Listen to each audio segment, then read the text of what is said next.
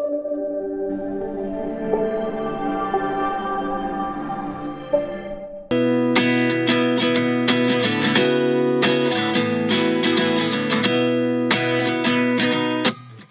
29 and I find myself wondering what did happen to the last 10.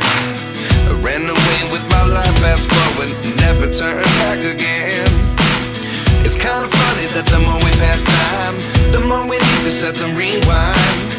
And 19 was the year I had to leave you, but now I'm seeing all the signs. Is this really happening? I can't believe it's true. I'm just as surprised as you.